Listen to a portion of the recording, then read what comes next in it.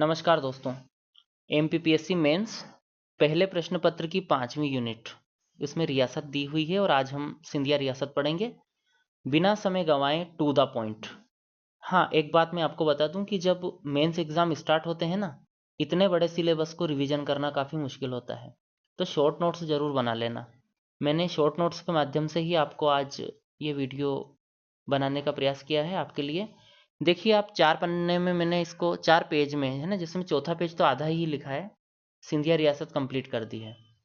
अब इसे हम कैसे इम्प्लीमेंट करते हैं, अलग अलग वीडियो में मैं हर बार बताता रहता हूँ। यूनिट 2 पूरी कंप्लीट करिए, प्लेलिस्ट में जाके देखो, हर वीडियो में चर्चा करी है कैसे 2 मार्कर लिखा जाए, कैसे 7, कैसे 10 नंबर लिखा जाए, वंश को हम कैसे लिखते हैं, शासक को कैसे लिखते हैं, है ना, ये सब वहाँ बताया है। अलग से भी वीडियो बनाऊंगा आंसर राइटिंग पर, चिंता मत करो। ये जो मेरा नोट्स है, इससे आप एक बात और सीख सकते हो कि कैसे किसी शासक को लिखा जाता है, वंश को लिखा जाता है, शॉर्ट नोट से कैसे बनाए जाते हैं। उम्मीद करता हूँ आपने फॉलो किया होगा इस तरीके को और आत्मविश्वास हासिल किया होगा जल्दी से जल्दी सिलेबस कवर करने के कारण जो आता है। चलिए आगे बढ़ते हैं, स्टार्ट करते हैं हमारी सिंधिया रियासत।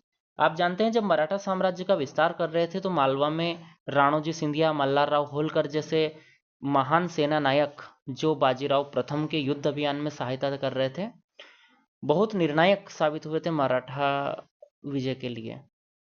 तो बाजीराव प्रथम ने प्रसन्न होकर अपने इन्हीं सरदारों के बीच में रियासतों का बंटवारा किया था। जब मुगल सूबेदार दया बहादुर, गिरधर बहादुर को पराजित किया और मालवा मराठों के नियंत्रण में आया, तो जो होलकर था, इंदौर का दक्षिण का क्षेत्र, वो होलकर मल्हार राव होलकर के द्वारा स्थापित वंश था। ये भी एक मराठा वंश था। और जो उज्जैन जिसकी राजधानी थी, वो सिंधिया वंश था।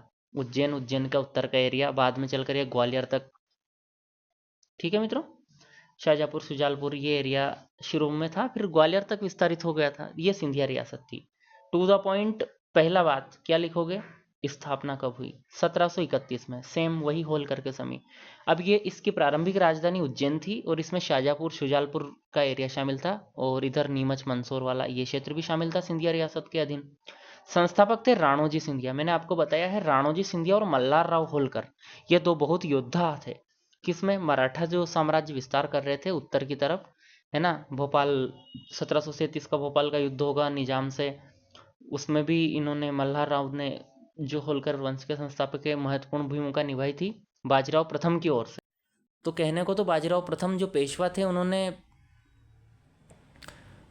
साम्राज्य विस्तार किया था, लेकिन वास्तव में इन योद्धाओं का काफ़ी योगदान था उसमें, और इन्होंने अलग अलग वंश भी स्थापित किए। तो ये पृष्ठभूमि आपको समझ में आ गई होगी मित्रों। 1729 में अमझेरा के युद्ध में राणोजी ने वीरता का प्रदर्शन किया था और पुणे दरबार में राणोजी को होलकर वंश के समान ही भागीदारी प्रदान की गई थी, ये याद रखना आप, जिसमें उन्हें उज्जैन, शाहजहाँपुर, शुजालपुर वाले ये एरिया प्राप्त हुए थे। चलो ठीक है, अब क्या हुआ, इन्होंने क्या क्या किया। अगर राणोजी सिंधिया आते हैं तो आप उत्तर प्रारूप वही कि है ना, सिंधिया वंश के संस्थापक माने जाते हैं और इनका कार्यकाल 1731 से 45 तक था। ये बताना, इनका क्षेत्र बता देना।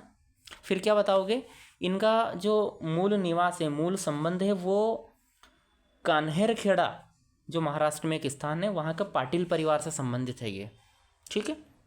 पाटिल एक महत्वपूर्ण पद होता था, फिर वो रूढ़ हो गया जाति के रूप में, ठीक है मित्रों। कन्हेरखेड़ा के पाटिल परिवार से संबंधित थे। मराठा के मालवा अभियान के योद्धा मैंने आपको बता दिया है, ये राणोजी थे। इन्होंने महाकाल मंदिर का जीर्णोद्धार करवाया था और अमझेरा का युद्ध भी किया था इन्होंने मित्रों। तो इतना आपको याद रखना है। सारंगपुर का युद्ध, अमझेरा का युद्ध, तिरला का युद्ध, सब युद्ध आपने सुने होंगे, मराठा और मुगलों के बीच में ये युद्ध हुए थे। अब इनके बाद में ये दो नाम आपको याद रखना है, जयप्पा जी व जनको जी। ये दोनों शासक बने हैं, लेकिन महत्वपूर्ण योगदान इतना बड़ा इनका रहा नहीं। हाँ, जनको जी जो सिंधिया थे, उनका पानीपत के तीसरे युद्ध में देहांत हो गया था। आप जानते हैं, पानीपत का तृतीय युद्ध एक निर्णायक युद्ध था। अगर इस युद्ध को मराठा जीत जाते तो ऐसा माना जाता है कि जो दिल्ली पर फिर मराठाओं का नियंत्रण हो जाता और कंपनी की स्थिति कमज़ोर हो जाती, ब्रिटिश ईस्ट इंडिया कंपनी की। ये इतिहास की चर्चाओं का एक विषय है कि 1761 का ये पानीपत का युद्ध मराठा हारने के कारण ही ब्रिटिश ईस्ट इंडिया कंपनी मजबूत हुई है। अब ये कैसे हुई है अभी हम चर्चा करेंगे जब भारत का इतिहास पढ़ेंगे। मित्रों 1764 में जब बक्सर का युद्ध हुआ था, उसे जीतने के बाद में ब्रिटिश ईस्ट इंडिया कंपनी ने बंगाल पर नियंत्रण स्थापित किया और इस बंगाल से आगे बढ़कर संपूर्ण भारत को धीरे धीरे करके उन्होंने अपने नियंत्रण में ले लिया। तो ऐसा माना जाता है कि अगर मराठा दिल्ली में होते तो उनका प्रभाव बंगाल तक भी जाता और वो ईस्ट इंडिया कंपनी को रोक देते। और 1761 में बहुत क्षति हुई थी मराठाओं को, बहुत योद्धा उनके शहीद हो गए थे और मराठा साम्राज्य बिखर सा गया था मित्रों, काफ़ी कमज़ोर पड़ गया था। तो ये एक रीज़न माना जाता है जो अंग्रेज़ों का आने का। और इसको विस्तार से पानीपत युद्ध को हम आधुनिक भारत के इतिहास में पढ़ेंगे। जल्द ही हम वहाँ पर वीडियो श्रृंखला स्टार्ट करने वाले हैं। तो जयप्पा जी जनको जी याद रखने के बाद सबसे महत्वपूर्ण शासक हमारे सिंधिया वाले के जो आते हैं वो है महादजी सिंधिया। इनको याद रख लेना क्योंकि ये व्यक्तिगत तौर पर भी पूछे जा सकते हैं। मतलब सिर्फ महादजी सिंधिया पर आपका प्रश्न बनेगा 1768 से लेकर के 94 तक, लगभग कितने वर्ष मान लो, ये 24 और 2 26 साल तक इनका शासन रहा और बहुत महत्वपूर्ण शासक है मित्रों, बहुत ही महत्वपूर्ण। इन पे प्रश्न बनेगा। अब इन्होंने क्या किया, 1761 में मराठा जब पराजित हुए थे तो उनकी खोई हुई प्रतिष्ठा को पुनः प्राप्त करने का प्रयास महादजी सिंधिया ने किया। और इनमें 2 अन्य व्यक्ति भी थे, माधवराव प्रथम जो पेशवा थे और नाना फडणवीस। इन दोनों के साथ मिलकर महादजी ने मराठाओं की शक्तियों को फिर से संगठित किया, उनकी सेनाओं को फिर से एकीकृत किया, शस्त्र अस्त्र इनको पुनः नवीनीकृत किया उनका और मराठाओं को फिर से खड़ा करने का प्रयास किया। हालांकि 1818 तक जाकर जो तृतीय आंग्ल मराठा युद्ध होता है, मराठे काफ़ी कमज़ोर पड़ जाते हैं और एक नाम मात्र की सत्ता रह जाएंगे फिर। लेकिन फिर से इनको मराठाओं को पुनर्जीवित करने में महादजी का बहुत महत्वपूर्ण योगदान है, इसलिए सिंधिया वंश में इनको पढ़ना बहुत ज़रूरी है मित्रों। चलिए, रोहिल्ला व जाटों को पराजित किया। ये उत्तर प्रदेश का जो एरिया था ग्वालियर के आसपास, यहाँ रोहिल्ला व जाट ये प्रमुख शासक थे, छोटे छोटे एरिया में शासन कर रहे थे। इनको भी महादजी ने पराजित किया था और मराठाओं के नियंत्रण में ले लिया था इस क्षेत्र को। 1771 में जब ये दिल्ली गए थे मित्रों, तो यहाँ दिल्ली के पेशवा से इन्होंने, वहाँ दिल्ली के जो सम्राट थे उस समय, जो मुग़ल सम्राट, उनसे उन्होंने भेंट करी थी। और भेंट करने के बाद जो है ना, शाह आलम द्वितीय थे उस समय, है ना मित्रों, 1806 तक रहे थे जी। तो उनसे उन्होंने भेंट की थी और पेशवा के लिए उपाधि लाई थी और स्वयं के लिए भी उपाधि ली थी। उस समय क्या था, मुग़ल साम्राज्य तो कमज़ोर हो चुका था, तो मराठाओं का सपोर्ट था उनको एक प्रकार से। तो जब ये जाते थे तो मुग़ल सम्राट उनको सम्मानित करते थे। तो पेशवा के लिए उन्होंने वकील उल मुतलक, है ना, एक उपाधि का प्रकार है वकील काफ़ी बड़ा पद होता है मित्रों इनमें, मुग़ल साम्राज्य में। तो ये वकील उल मुतलक की उपाधि दी थी और स्वयं को नायब वकील की उपाधि से सम्मानित करवाया इन्होंने मुग़ल सम्राट द्वारा। चलिए, अब हम बात करते हैं प्रथम आंग्ल मराठा युद्ध की। तो 1782 में ये युद्ध हुआ था, काफ़ी महत्वपूर्ण भूमिका महादजी की थी इसमें। और सालबाई की जो संधि हुई थी उसमें काफ़ी कूटनीतिक फैसले लिए थे, उसमें महादजी सिंधिया का योगदान माना जाता है दोस्तों। तैमूर शाह दुरानी को भी इन्होंने हराया था, ये एक ईरानी था, है ना, ये इसको भी इसका आक्रमण हो रहा था। ये मित्रों लाहौर पर जो आक्रमण करने वाला ये दुर्रानी था, इसको भी महादजी सिंधिया ने पराजित किया था। अफगान सेना को भी इन्होंने पराजित किया। और जो ऐसा एक लेख है और बहुत महत्वपूर्ण जो ये घटना है मित्रों, मैं बताना चाहता हूँ। अफगान जो सेना हमारे यहाँ आक्रमण करके आई थी और मंदिरों में इन्होंने लूटपाट मचाई थी। तो सोमनाथ मंदिर, जो हमारा सोमनाथ मंदिर है ना, उनके दरवाज़ों को चुराकर अपने साथ ले गए थे अफगान सेना। तो उनको पुनः वापस लेकर आ गए थे। फिर सोमनाथ मंदिर में जब वो दरवाजे लेकर आए थे तो उन्होंने वहाँ लेने से इनकार कर दिया था, वहाँ के पुजारियों ने मना कर दिया था। फिर वो उज्जैन लेकर आए थे, तो अभी गोपाल मंदिर में वो गेट लगे हुए हैं।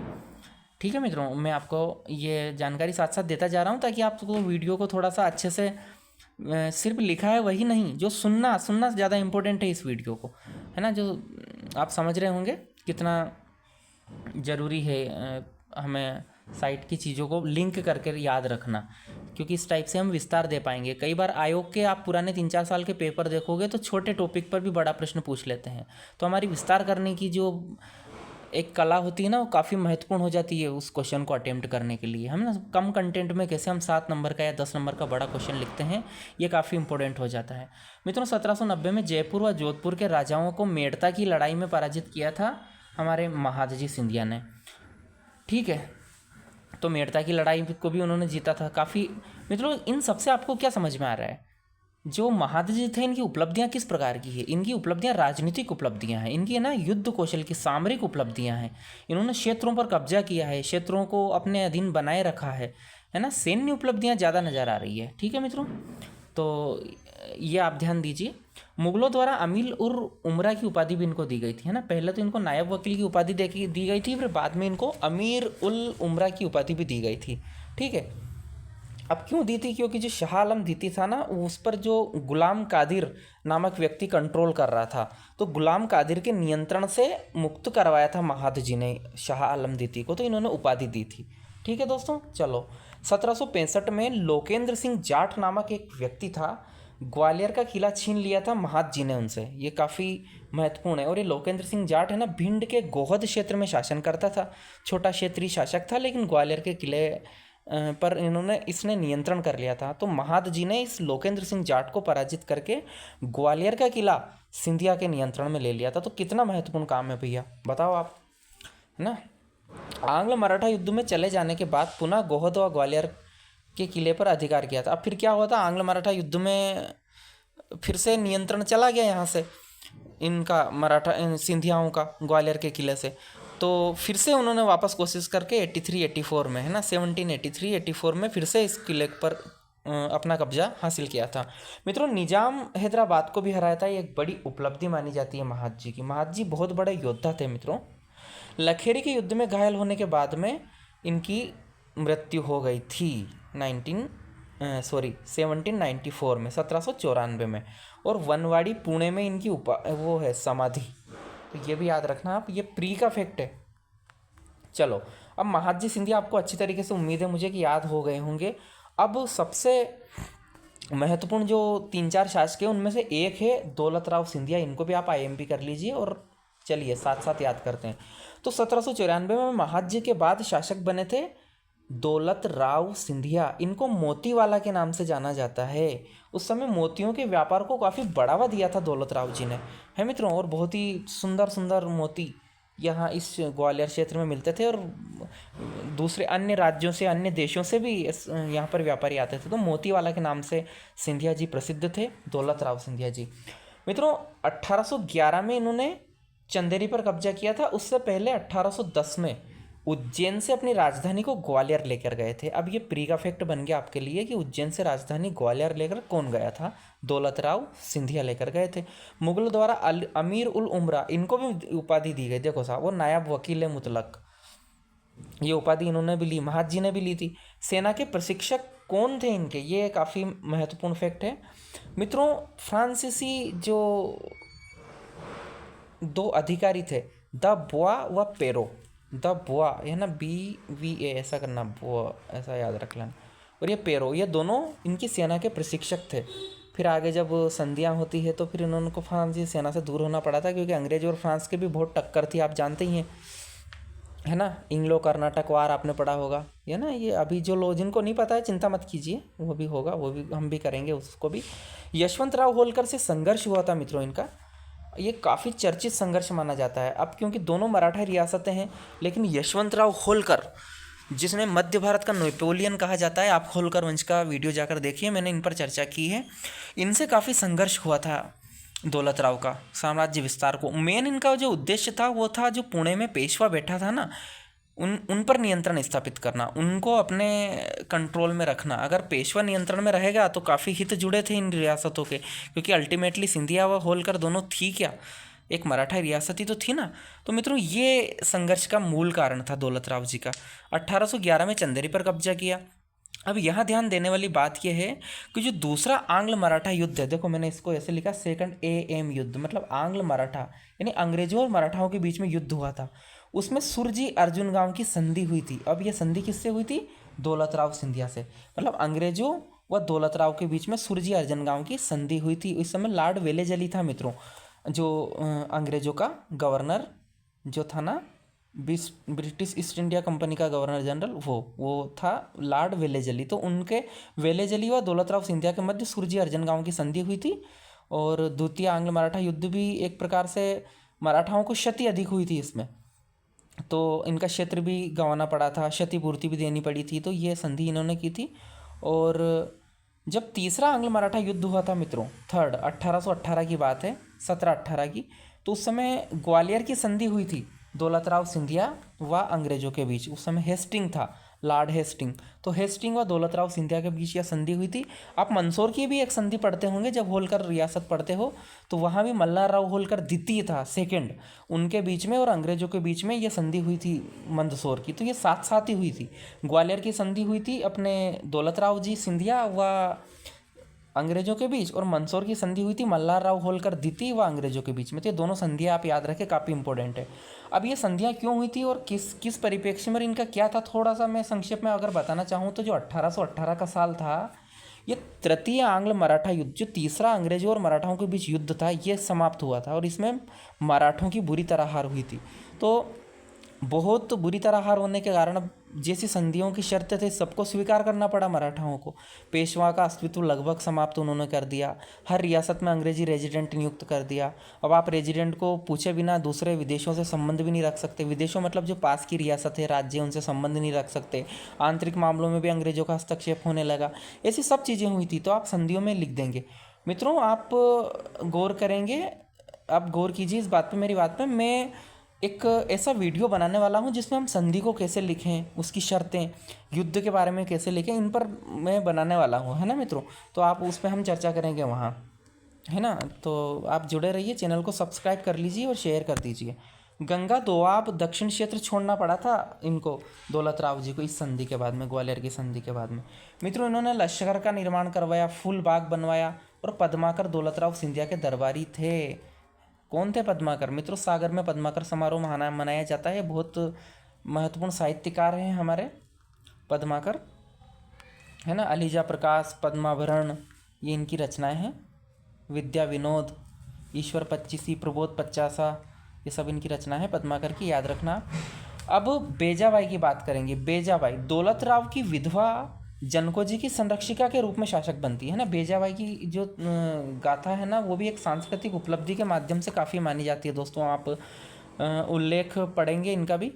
और दौलत राव की विधवा थी, जनको जी की संरक्षिका थी, ठीक है। 1827 से लेकर 43 तक, 43 तक इनका शासनकाल रहता है। और इनके जो महत्वपूर्ण काम है वो सांस्कृतिक पुनरुद्धार के रूप में है। जैसे जैसे इन्होंने विश्वनाथ मंदिर का जीर्णोद्धार करवाया, कहाँ पे? काशी विश्वनाथ। ज्ञानवापी मंडल का निर्माण हुआ, अभी इन्होंने ज्ञानवापी वो जो विवाद चल रहा है भैया, वाराणसी में सिंधिया घाट का निर्माण करवाया साहब। चिंताहरण मंदिर शिवपुरी में बनवाया था इन्होंने। गोपाल मंदिर उज्जैन का निर्माण भी बेजाबाई ने करवाया था। और भदैया कुंड शिवपुरी, ठीक है, वहाँ बनवाया था बेजाबाई ने। तो काफ़ी महत्वपूर्ण शासिका है। ये उपलब्धियाँ इनकी अगर आप लिख दोगे, 2 नंबर के प्रश्न में बेजाबाई पूछी जाती है ना। लिखोगे ना, सिंधिया वंश की एक संरक्षिका शासिका थी जनको जी की। अब एक और महत्वपूर्ण शासक आ रहे हैं, जयाजी राव सिंधिया।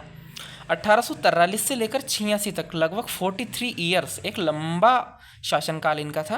और बहुत उपलब्धियां। इस दौरान 1857 की क्रांति भी हुई थी। फिर इसके बाद ब्रिटिश शासन के नियंत्रण में भारत का ब्रिटिश का क्षेत्र आ गया था, कंपनी से सीधा शासन वहाँ चला गया था।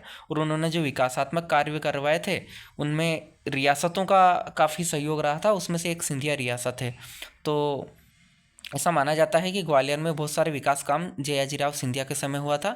तो इनका सबसे महत्वपूर्ण एक पहला फैक्ट तो यही बनता है कि 1857 की जब क्रांति हुई थी, तो सिंधिया वंश के शासक कौन थे? वो थे जयाजीराव सिंधिया, है मित्रों। चलो, बहुत अच्छी बात है। स्थापत्य की बात हम करें, जय विलास पैलेस इन्होंने बनवाया है। बहुत महत्वपूर्ण इमारत है और ये यूरोपीय वास्तुकला का उदाहरण है दोस्तों, है ना। क्योंकि उस समय अंग्रेज, आपको पता ही है, उनके सिंधिया रियासत के साथ मिलकर काम कर रहे थे। और सिंधिया जी उनको लोन दे रहे थे, और वो विकास काम जैसे रेलवे बिछाना, डाक, तार इत्यादि सेवाएं, ये सब चल रही थी। कपू कोठी, इसे कंपू कोठी कहते हैं, ये बनाया। मोती महल, हालांकि इसको लेकर कन्फ्यूजन भी होता है कि दौलत राव ने बनवाया। ऐसा हो सकता है कि दौलत राव ने इनको बनवाया हो और आगे जीर्णोद्धार पूरा करवाया हो जयाजी राव ने। चलिए, इसको हम क्लियर कर लेंगे, और आपको पता हो तो आप कमेंट कर दो यार। 1857 में अंग्रेजों के समर्थन करने का आरोप इन पे लगता है, लेकिन दोस्तों आप जानते हो 1818 में मैंने थोड़ी देर पहले आपको बताया ग्वालियर की संधि हुई थी। अब संधि में ये चीज़ें थी कि जब स्थानीय स्तर पर अंग्रेजों के खिलाफ कोई विद्रोह होगा तो आप साथ नहीं दोगे, है ना, और सिंधिया पर भी कोई आक्रमण करेगा तो अंग्रेजी सेना उनका सपोर्ट करेगी। तो ये संधियों पर, शर्तों पर आधारित जब बाध्यताएं जयाजीराव सिंधिया के सामने थी तो वो खुल करके प्रत्यक्ष तौर पर इनकी क्रांतिकारियों का सहयोग नहीं कर पाए थे, है ना, ये माना जाता है। और जब ग्वालियर में रानी लक्ष्मीबाई, तात्या टोपे की सेना जब घुसी थी तो ऐसा माना जाता है कि ये अपने परिवार सहित आगरा चले गए थे और अंग्रेज़ों ने इनको संरक्षण दिया था। हालांकि अप्रत्यक्ष तौर पर ये समर्थन कर रहे थे, ऐसा भी कई कई इतिहासकार ऐसा मानते हैं। चलिए, ये बहस और चर्चा का विषय है, फिलहाल हम परीक्षा के दृष्टिकोण से पढ़ रहे हैं। मित्रों, 1857 में प्रशासन दिनकर राव संभाल रहा था और ये अंग्रेजों ने नियुक्त किया था दिनकर राव को। रेलवे का विकास इनके समय हुआ। प्रशासन में विभागों का गठन हुआ, अलग अलग विभाग, कृषि विभाग, है ना, वाणिज्य विभाग, व्यापार विभाग, ये सब विभागों का निर्माण हुआ।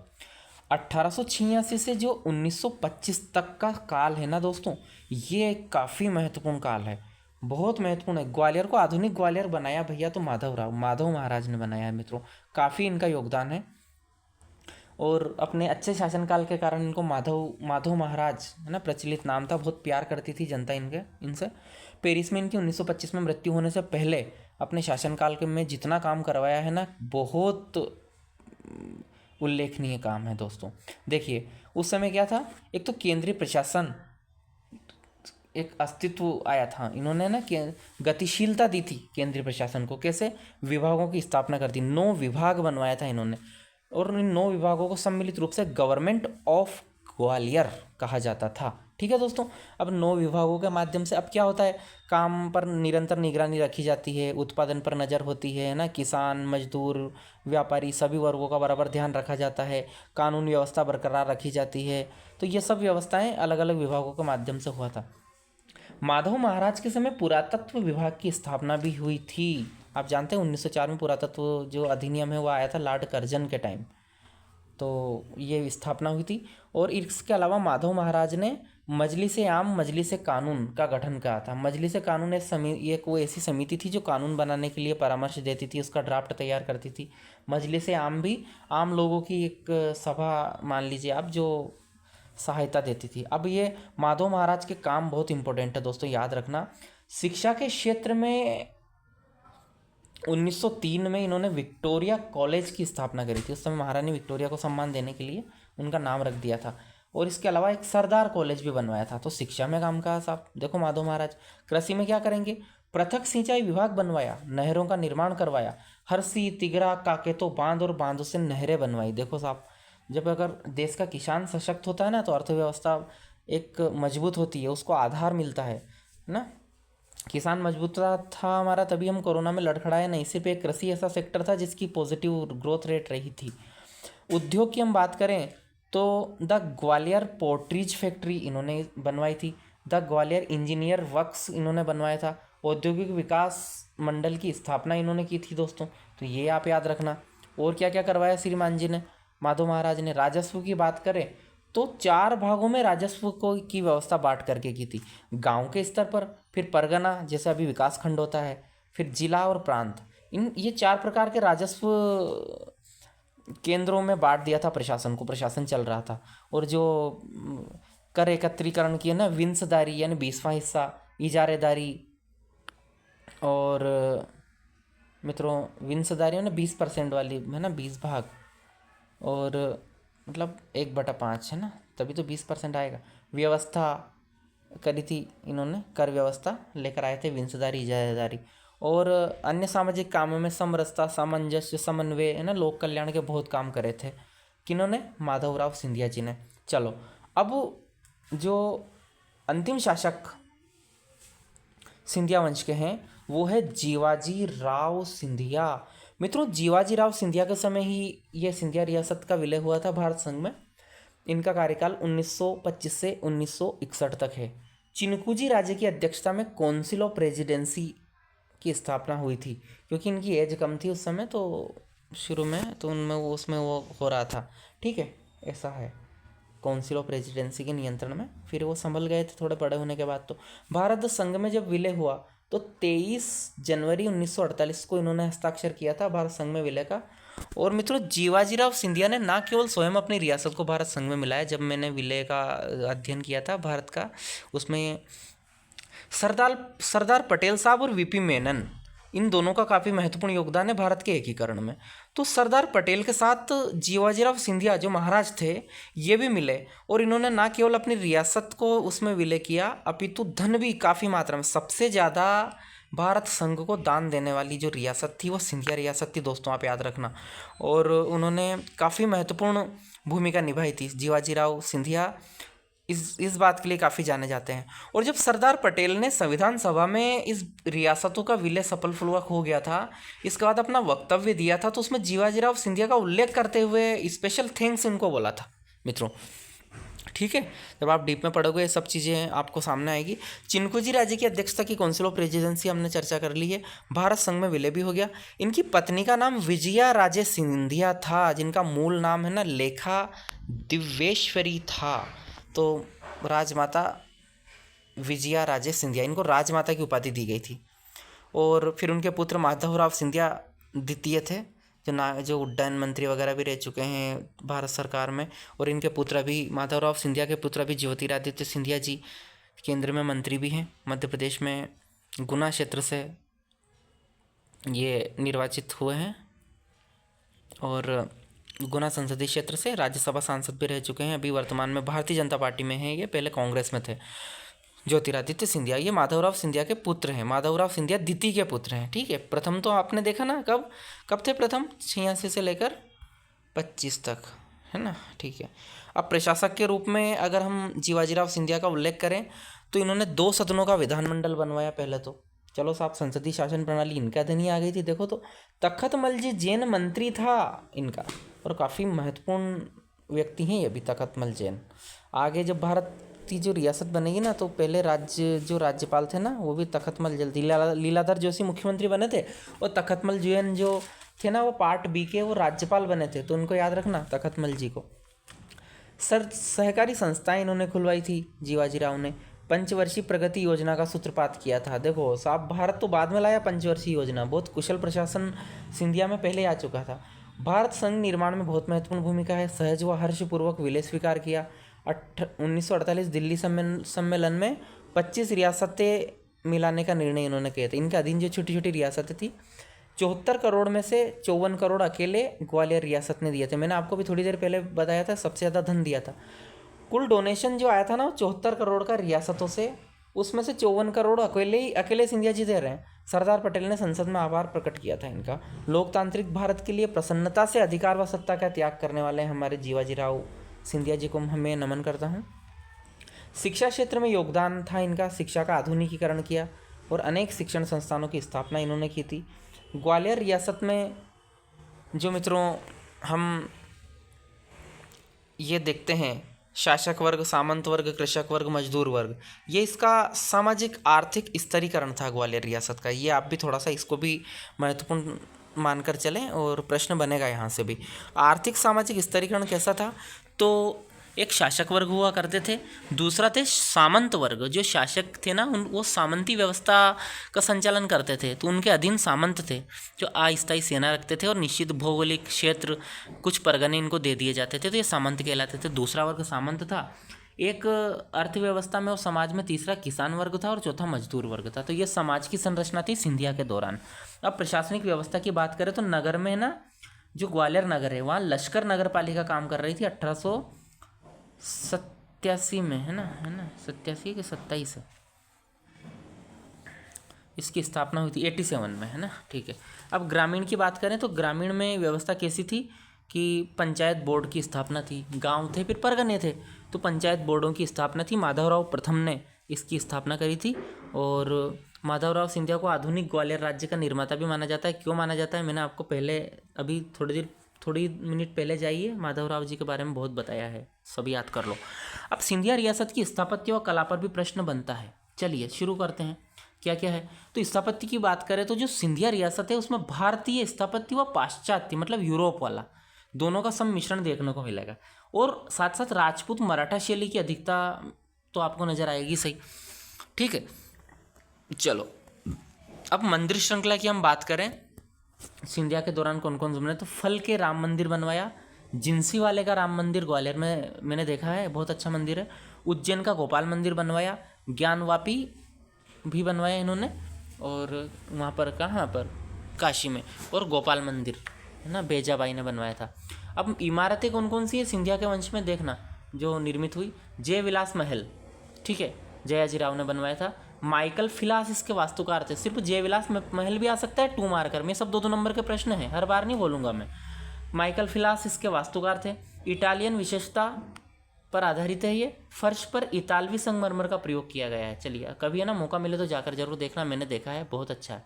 जॉर्ज केसल भवन, ये जॉर्ज केसल भवन है भैया, माधव राष्ट्रीय उद्यान में निर्मित है ना, शिकार को ध्यान में रखकर बनाया गया था, और ये पर्शियन व इतालवी शैली में है। देखो पर्शियन मतलब ईरानी शैली, और इतालवी इटली की शैली, देखो विदेशी शैली बहुत दिखेगी सिंधिया स्थापत्य में, जाकर देखो तो सही एक बार। और इसका निर्माण माधवराव सिंधिया जी ने करवाया था, है ना। जॉर्ज पंचम जब आए थे ना भारत में, कब आए थे 1910-11 के आसपास, तो उस समय करवाया था भैया। बेजाताल है ना ग्वालियर में तैरता हुआ मंच है, बहुत बढ़िया है ना, इसका निर्माण बेजाबाई ने करवाया था। और ये सिंधियाओं का आराम गाह हुआ करता था कभी, ना तालाब उपवन इस टाइप से बनाते हैं ना। मोती महल, मित्रों मोती महल पाश्चात्य शैली में मध्य भारत की विधानसभा भी रही है ना, पाश्चात्य शैली में बनी हुई इमारत है, और इसका निर्माण जयाजी राव सिंधिया ने करवाया था, जयाजी राव। ओके याद है, ठीक है।